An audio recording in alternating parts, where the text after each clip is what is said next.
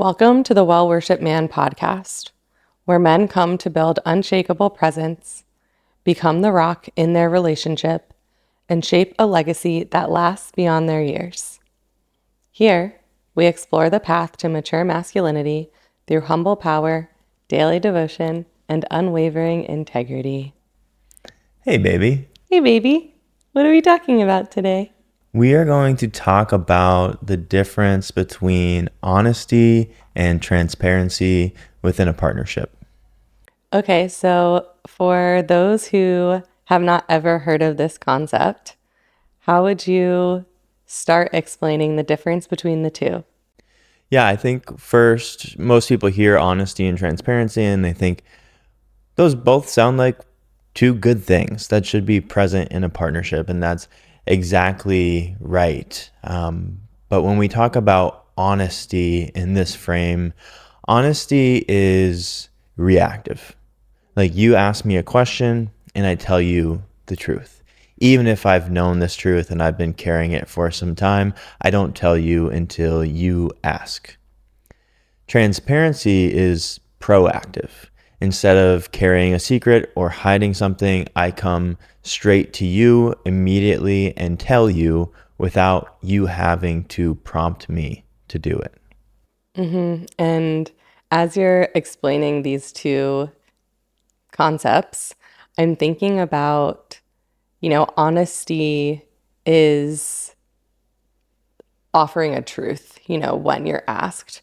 And I'm playing, maybe times in my past relationships or in movies and pop culture, whatever, where there is a rupture in a partnership and someone's response is, I didn't lie. And so I think one of the risks of, being honest rather than transparent is that honesty gives you the opportunity to tell like half truths, like you tell as much of a truth as you can to ease the tension in the room. And maybe that's not the case for everyone, but there is a little bit of gray area with honesty versus transparency creates a clear space. And we were talking about this analogy of, knowing what's going on in the room recently.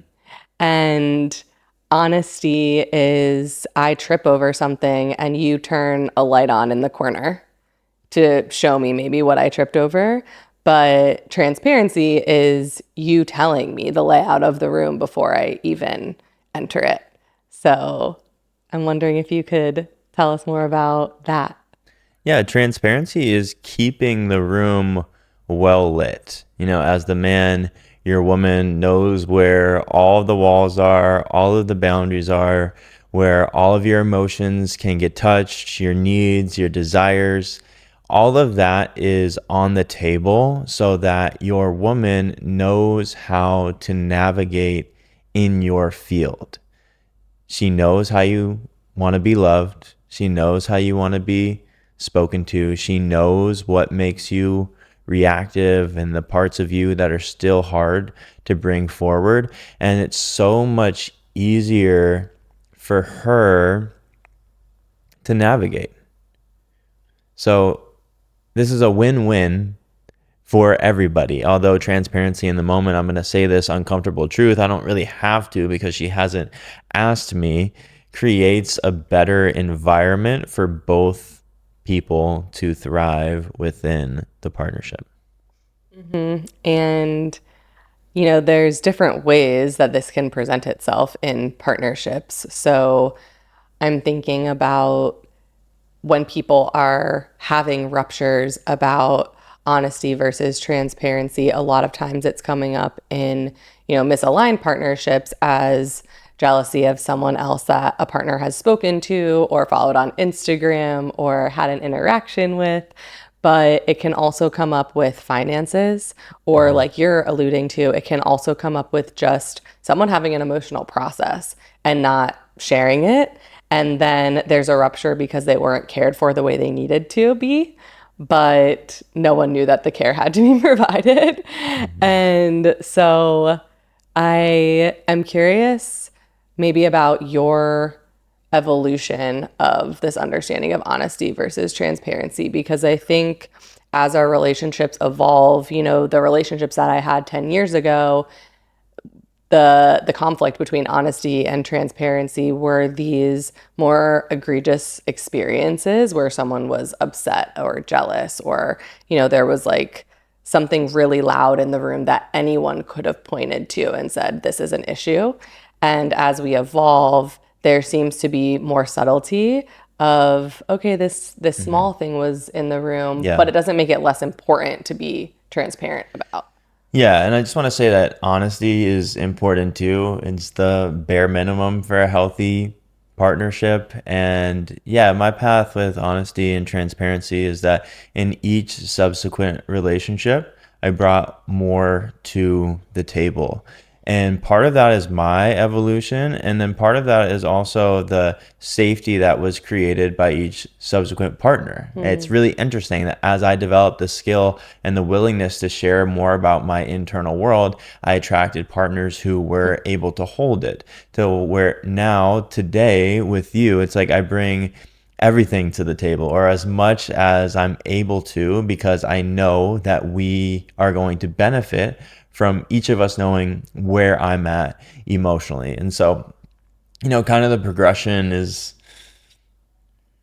keeping your partner updated on your plans, where you're gonna be, when you're gonna be home. I'm at the grocery store. Like, do you want anything? Right? It's like that's transparency. And then the next level is really the emotional process of sharing where you're at emotionally. And I think as men, this one's really hard because there's a narrative that tells us that there is a certain amount of emotional pain, discomfort, unrest that we should be able to handle all on our own. I mean, the narrative says that you should be able to handle all of it on your own. And if I bring it to my partner, now it's her burden to carry. It's like, I don't want to do that. So every man's path, mine included, is developing a skill set for emotional management and regulation so that when I bring my emotional process to the table, I'm not putting it on your shoulders. I'm not dumping it at your feet or asking you to solve it for me. In fact, I've already done some processing on my own, and now I'm opening the door to welcome you into my world, to deepen intimacy, and to give you a better chance to orient yourself around my current state. And I think that part of the emotional process that really creates this barrier between, hiding something, keeping something to ourselves versus really being transparent is shame that comes up. Hmm. And so if there is shame that someone is experiencing, that really should be the sign that something needs to be shared. If I'm feeling shame about the way that I spent money, or an interaction that I have with someone else, or an emotional experience that I'm having because of something that happened within the partnership, if shame is there, that's the sign that something needs to be voiced, that something needs to be transparently shared. And yet, the pattern with shame is, because I'm feeling shame, I'm going to keep this to myself. Hmm. And the narrative there is, if I share it, love will be lost. If I share it, I'll be in trouble. If I share it, I'll be left. And so we keep these things to ourselves because we're trying to preserve the relationship, when in reality, keeping things to ourselves is actually slowly but surely, creating ruptures, creating crumbs under the rug, creating this dissonance in the field that isn't allowing the relationship to flourish at all. Hmm. And the rule with shame is if you feel shame, you must speak it. And if you have a partner, please speak it to them. If you do not have a partner, speak it to someone you trust. And if you don't have that, send us an email, put it in writing, email us, contact at thewellworshipedman.com, because it needs to be put out, because in our minds, like our minds are a murky swamp and we make things so much more damaging than they need to be. So if you are in partnership, voicing your shame is such a transformative opportunity for you to have a complete paradigm shift of, I'm going to share this thing that I've decided makes me unlovable, unworthy, unacceptable, and give you a chance to still love me and still accept me. And that moment of getting evidence for the contrary of what you thought was going to happen, you thought they were going to leave, abandon you, say negative things to you, and that doesn't happen, it changes your life completely, and your relationship ascends to a completely new level. And the question for you is, let's say you are transparent and you bring shame to the table and your partner doesn't receive you. Mm-hmm. What then? Yeah, I was feeling this come into my body as well before you even asked this question, because that's the fear, right? Mm-hmm. I share this and my partner doesn't respond well. And now this fear that I had that the relationship will be lost is actually coming through in some format, whether it's an argument for a few days or a week or actually dissolution of the partnership. And it's going to sound like something pretty harsh, but I would actually argue that love in its optimal form cannot exist without transparency. And so, in this case where you're being transparent about something, whether it is a truth about you or a truth about your actions or your experiences, if you share something transparently that is the complete truth and it's not received with love, then the love that you thought was there actually didn't really exist to the level you thought it existed. And without the share, you might have the external appearance of, yes, I'm still in partnership and I'm still being loved.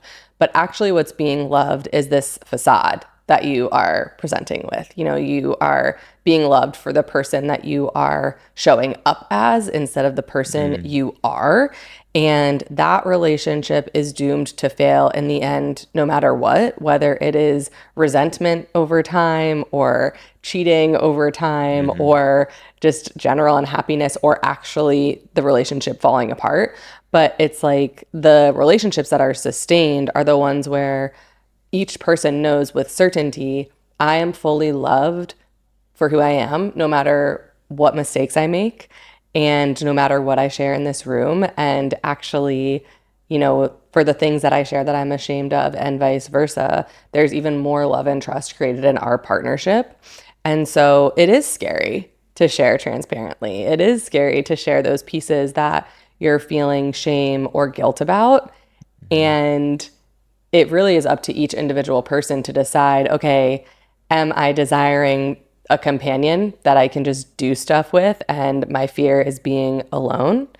In which case, you know, there's some deeper work I would advise to be done there. Mm-hmm. Or am I actually desiring this fairy tale love story where love is flowing and being nourished all the time, no matter what? Because the opportunity for that to present itself only comes with the risk of, Yeah. you know, fearing that love will be lost. Yeah. And you just talked about, what happens if you approach your partner transparently and it's not received. And really, what I'd like to frame that around is mistakes and things you feel shameful about that are not egregious, right? It's like we had this funny moment the other night where you're like, I've been using your tongue scraper for the past 2 months. And I know that earlier you said you didn't like that, but I thought maybe it changed, right?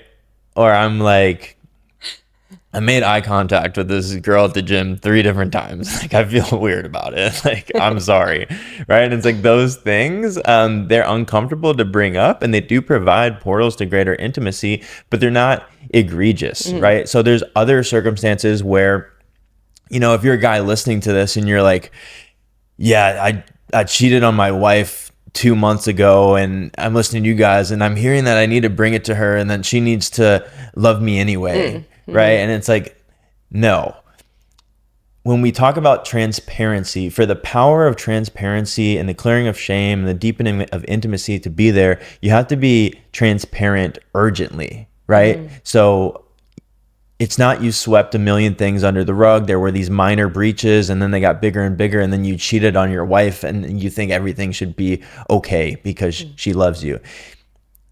You have to catch the first crumb. The first moment that you're feeling like you're harboring a secret, you have to speak it out loud, because when you don't do that, that is when the breach becomes more severe and things begin to spin out of control, and you are more likely to clear your shame and have it be something completely out of pocket and not experience the reaction of still being accepted, loved, and held.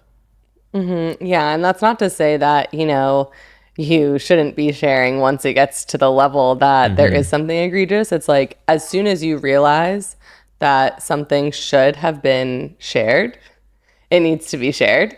And so what we're offering is, from this moment forward, share everything ASAP. And you might be in a state where there is a huge mess that needs to be shared. And that, even though is potentially scarier, because the greater the mess, the greater the risk of loss, or the more likely it might be that forgiveness can't be met.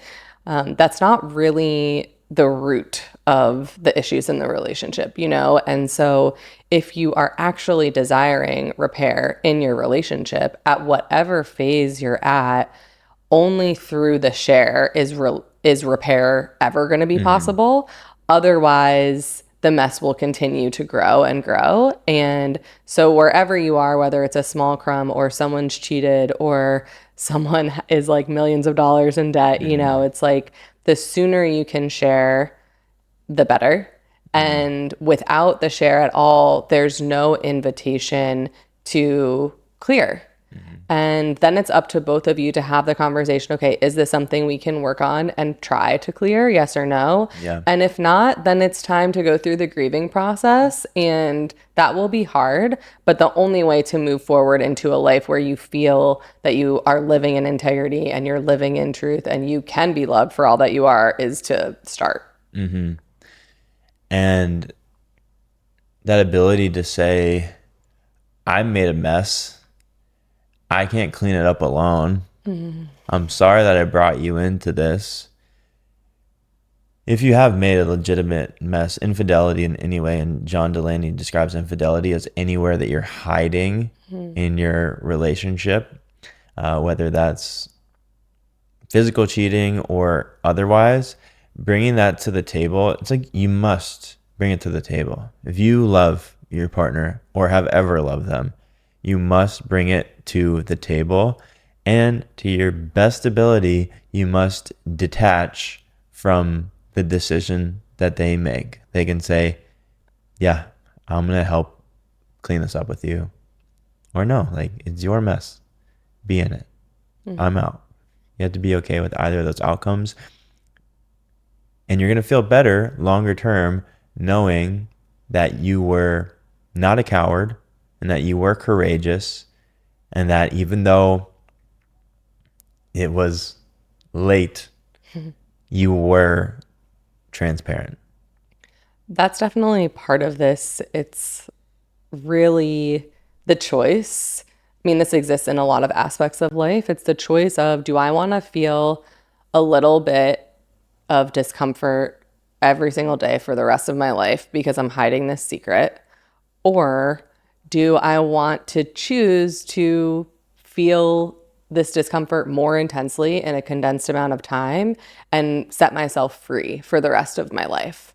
And you can choose, but when you are keeping shame or a secret, or, maybe even something that doesn't feel good, but you're not really sure why, maybe it's not so egregious as like cheating, but it is just making eye contact with someone at the gym or using your tongue scraper after you've asked me not to, but the way that shame builds in your body over time will eventually become unmanageable. You've mentioned that truth rises to the surface no matter what. Mm-hmm. And we play this silly game with ourselves as humans that if I want to keep a truth to myself, I can, but it isn't true. It's over and over and over. We hear these stories everywhere that eventually the truth comes out, Mm-hmm. always. Yeah. Yeah, I use this analogy of, there's so much wisdom in nature. And so truth is like a splinter. Like if you were to get a splinter and it was to sink into your skin, your body would naturally express it or push it to the surface. And truth moves in the same way. It will express itself and it will fight and claw and scratch if you don't do it. And the longer you resist, the more harmful it's going to be. So if there's any competition in a relationship, it's who can express truth the fastest, who can express truth most urgently. And it creates so much trust when, as the man, you get there first. I think about, I would much rather get you flowers than you say, hey, you haven't got me flowers in a few months. And then I get you flowers. It's like, oh shit. It's like, only feels like I'm doing it because you reminded me, not because I had my own volition. Right. And the same thing with honesty. Like, oh man, it feels like I was going to tell her, but she thinks that I'm only telling her because she asked. When if you just bring it to the surface, it's like, okay, she hasn't asked. You did it of your own volition. She knows every time you do that, that you're not keeping things from her, that it is in your priorities to make sure that she is living in a room where the lights are on and she knows where everything is at. And there's so much talk about creating safety for your woman. And a required part of creating safety is that there aren't secrets, is that you are being transparent. I see this conversation happen a lot. It seems to go in phases, but does your partner have your phone password? And when there's true transparency in a relationship, the question of honesty is almost irrelevant because there's so much transparency in our relationship that I know for sure if I ask you a question, there's nothing going to be hidden in the answer. I'm not going to. 1, 2, 3, 4, 5, 6. That's Jessica's phone password.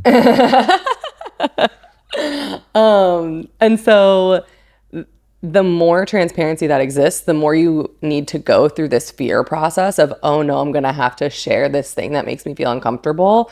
But also, you don't have to be hyper vigilant and your partner doesn't have to be hyper vigilant to try to figure out what's being hidden. And the problem when honesty is the approach instead of transparency is as soon as someone has to ask you if something has or hasn't occurred or if you've been hiding something, now their nervous system, whether they want to or not, their nervous system is naturally going to start protecting them in the relationship with you, which means that love and intimacy have stopped flowing in some capacity until they feel safe enough. But that's going to be different for everyone's system of how long does it take me to trust you again? Or am I forever for the rest of my life going to be assuming that I have to ask you before you're forthcoming with the truth? And with this phone password thing, it's like, we've had each other's phone passwords forever. And also, I never look in your phone because I know that there's literally nothing for me to find there. And if I did look or have a question, you'd be like so willing to show me. But it's part of the essence of a relationship with transparency that also there's more trust and I'm not peeping around because I know there's nothing to find. Yeah. So this is a question for all the listeners. If your partner does not have your phone password, why? Second step, have a conversation with your partner about why you've been keeping your phone password a secret. That'll lead you into greater intimacy or it'll lead you elsewhere. I'm curious, as a woman, you talked about the nervous system and experiencing safety in your nervous system. So for new couples, how might the man begin introducing that nervous system safety and that foundational transparency from the very beginning? There's a couple things on this. One is when you feel your own emotional process, share it. Mm, Like you were already saying, if you come forward or the man comes forward in the relationship before their partner comes forward and says something, automatically I trust you to come to me when there's something to share, whether it's a problem or a process or even a concern about, something you're seeing in me. The more you initiate those hard conversations, the more I can be sure that there isn't a hard conversation that's being missed because you're always going to bring it to me when it arises. So that's the first thing. The second is if she does bring something into the field because she's feeling something, whether it's a specific question or just, I don't feel good about this person in our field or mm, this interaction we had, do your best not to invalidate her intuition. mm, There is something really valuable about maybe she's asking you a question and the answer is no. Like maybe I asked you a question of, did you cheat on me? And the answer is no. But maybe she's feeling something in the field about someone. And maybe you did have an interaction with that woman that you're not feeling good about. Or maybe you're feeling energy from that woman that you mhm, don't reciprocate, but is in the room. And so you don't have to say yes to things that aren't true, but be curious about what she's bringing so that she trusts her own gut. And also, she knows that you're not going to invalidate sensations that she has. Because if she can't trust herself, that's going to create issues in the mhm, relationship. And also, she can't trust you to allow her to trust herself, then that's definitely not going to work out. mhm. And so, being curious of, that's not true, but I'm curious why you're having that sensation. Maybe we can explore it together because you must be feeling something. And whether it's from your past or it is from the present, I want to, know what this is because Yeah. it's valuable to me. I think a lot of men don't have this belief that seeking to understand is not agreeing.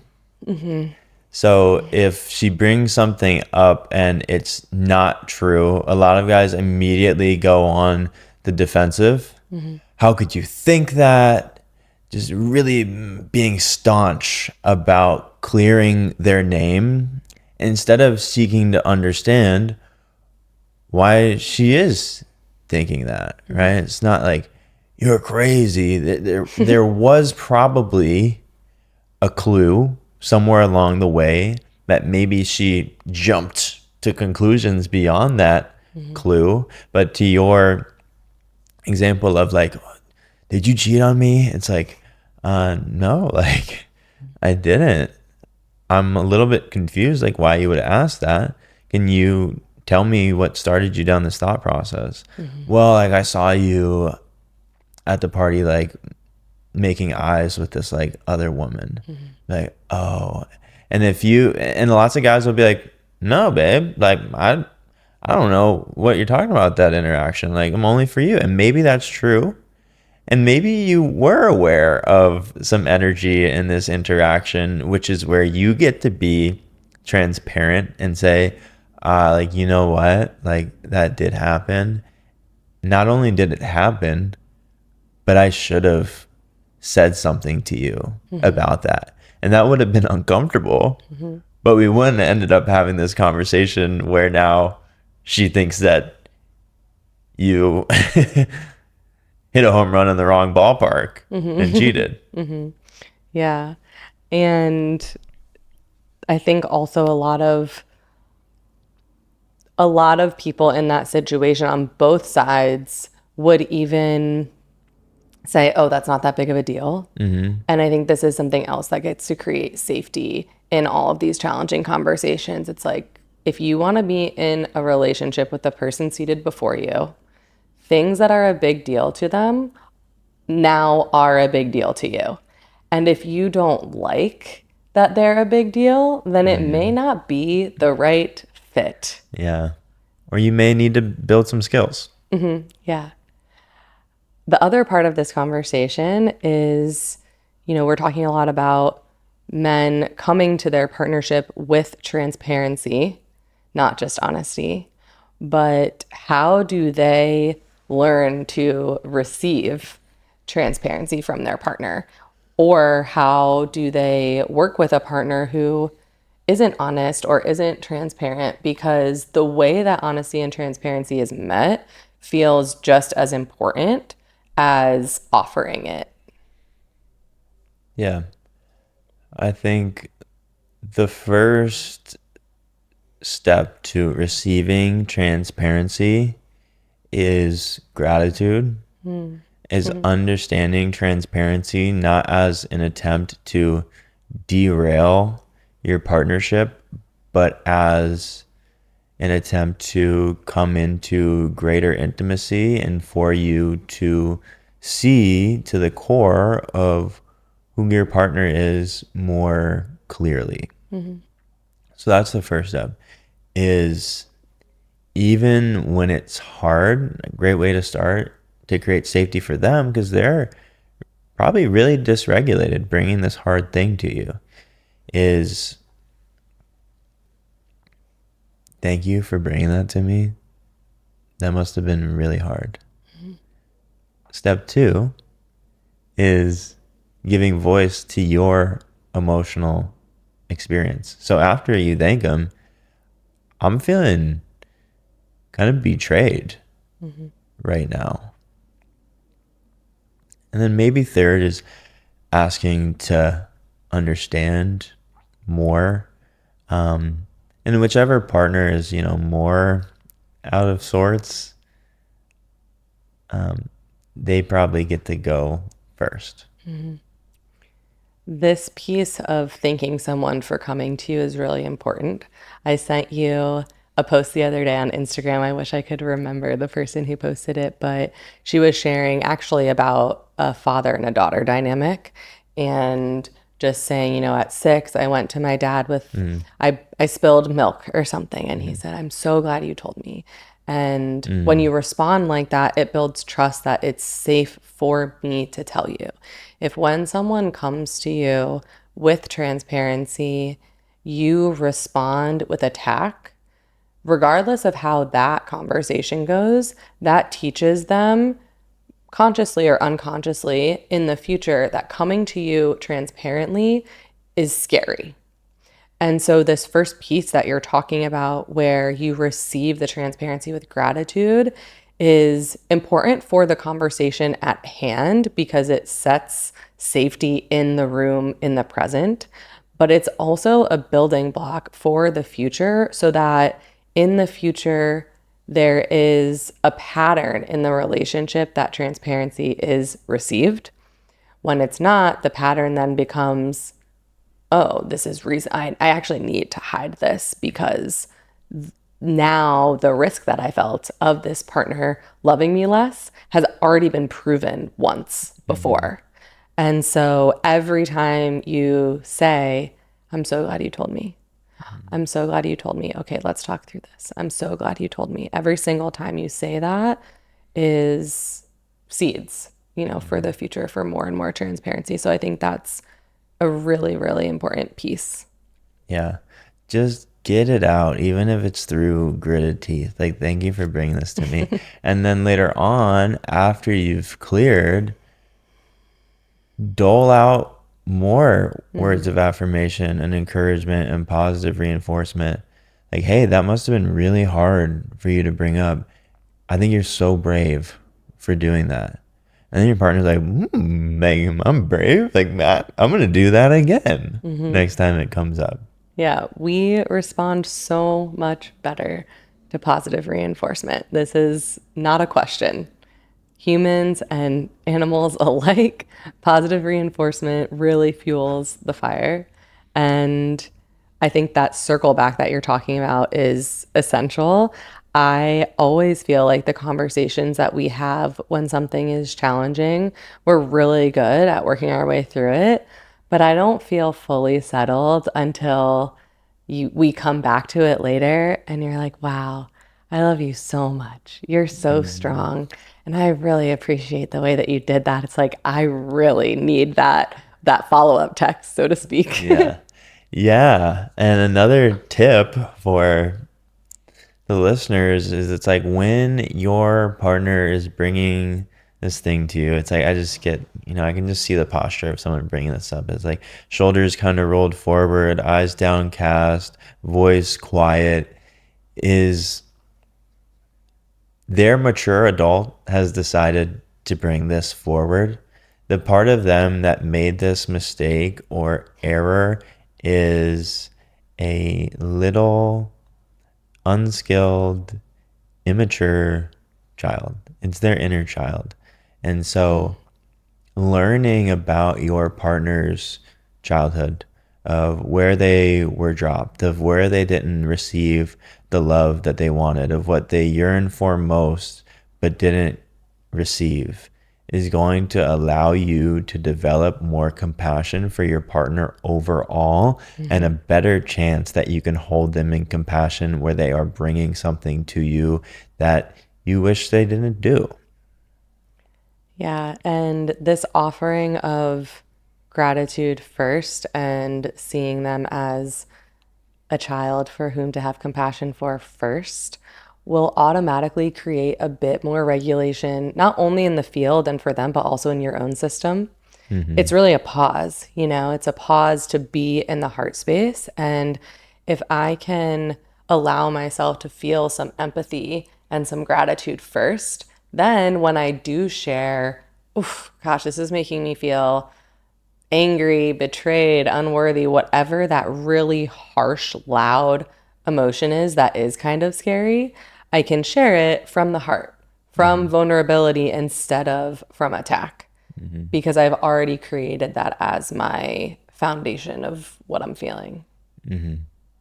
And developing a relationship with those feelings and being able to feel them within yourself without escaping, projecting, finding any way not to feel them, that's a prerequisite for having successful conversations like the ones that we're talking about. Mhm. Do you have experiences where you were transparent and it wasn't met well, or where someone was transparent with you and you didn't have the tools yet? I'm thinking of some pretty loud ones in my field, like there is a way that when we're feeling shame about stuff, we really can convince ourselves that it's okay. Like I was saying earlier, like, oh, this isn't that big of a deal. Or I'm right. My partner just won't understand. Like, I'm actually living in a way that's okay, but they just won't get it. So I'm not going to share it. And there is something that happens, we were saying earlier, share as fast as you can. And part of that is so that you don't have such a mess to clean up within the relationship. But part of it's also for you. I want to live in a way that's in integrity, in a way that I know who I am, that I'm living from my center in a way that feels aligned. But the further down the road you get of keeping this little secret to yourself, in my experience, anyways, the easier it is to convince yourself that it's okay. And then you've convinced yourself so far that it actually is quite challenging to unwind. And in my experiences where, I was being honest, but it was skewed, or I wasn't being fully transparent. It's not that I just wasn't being transparent with my partner. I had been hiding stuff for so long that it wasn't in my ability to even be transparent or honest with myself. So I far had lost the ability to come to my partner fully. Mm-hmm. And that is that is actually quite a dangerous game because there is there's no option really out of that other than catastrophe because spirit will, like we said, bring the truth forward. But if you've lost, like I did, the ability to actually see what is true or what is authentic or what is actually love, then the only way out of it is going to be, unfortunately, a kick in the ass.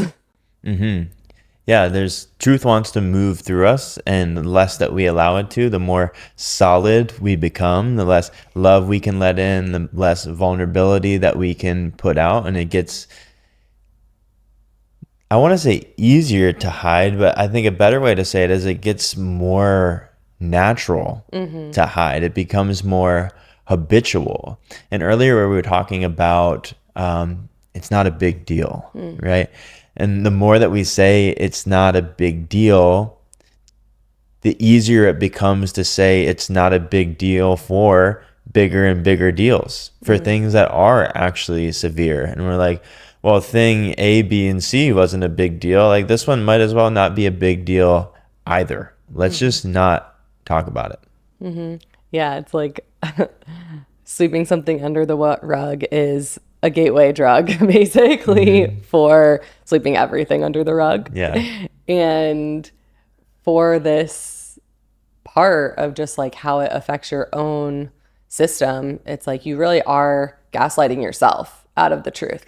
And I've worked with clients actually that have these like big secrets and they're wondering why their relationship is so combustible or why they can't Yeah. mitigate their addictions.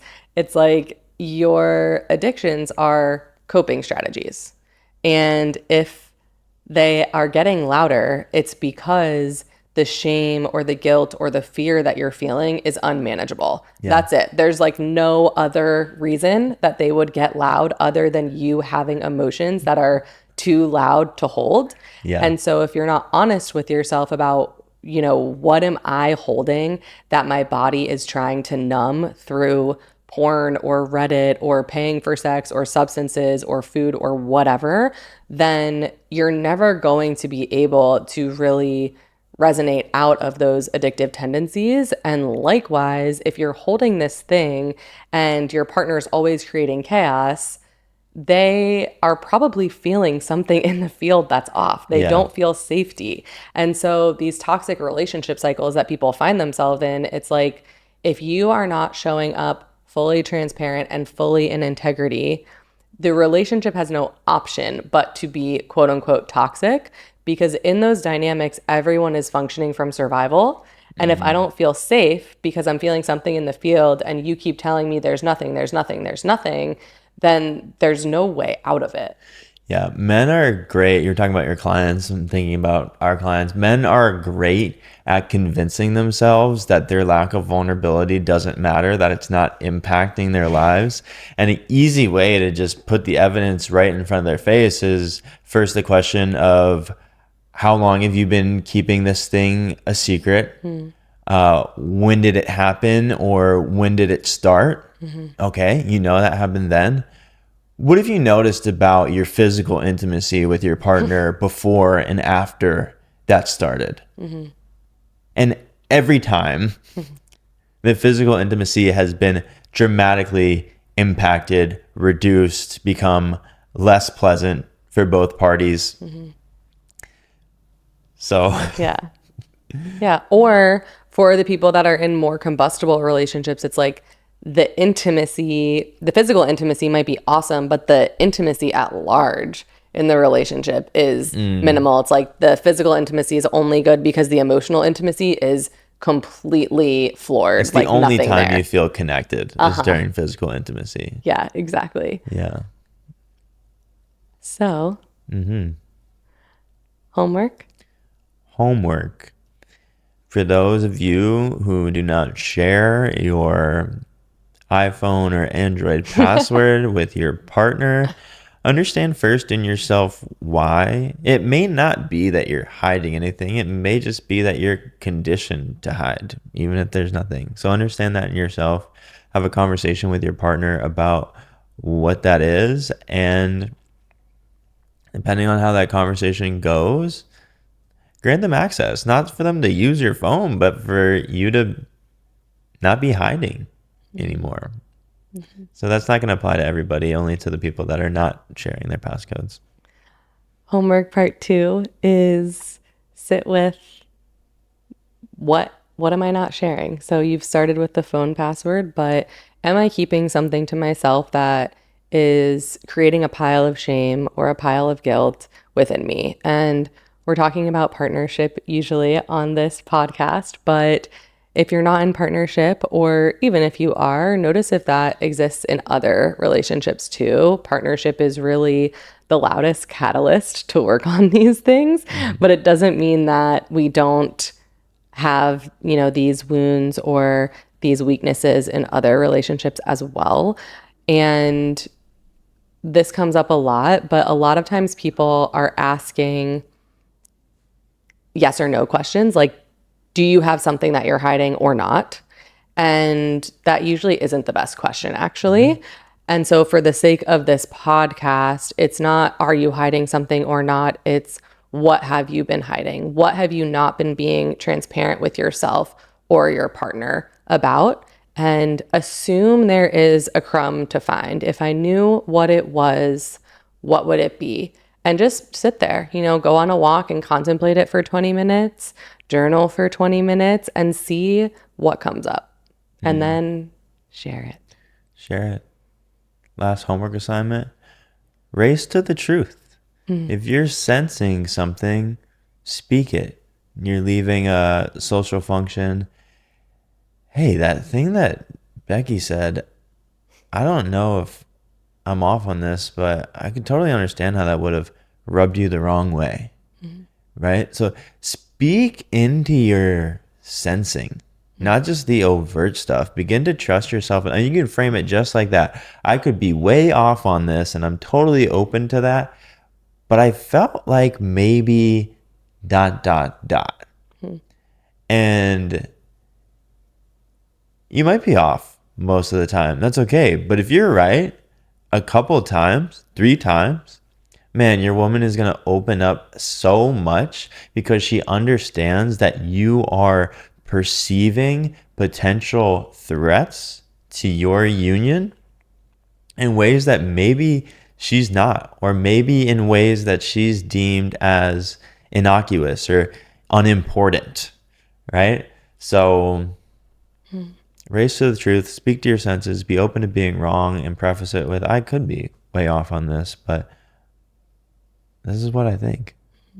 Last little note on this, because it is really the intention of this podcast, is just recognizing like when you are devoted to keeping your partnership safe and the field clear and full of integrity and transparency, that's an act of worship and devotion for the person that you're in partnership with and for the love that you're creating. And by way of that, she also will be devoted to you. That is really how it works. And so it starts with the way that you're showing up. So that's the pod. Thank you for listening. If you got anything from this conversation, please follow us on your podcasting platform. Leave us a review. It is so helpful to help these messages reach more people who need to hear them. And if you have questions, email us, contact@thewellworshipedman.com. We'd love to have you be a part of this conversation, and we'll see you on the next one.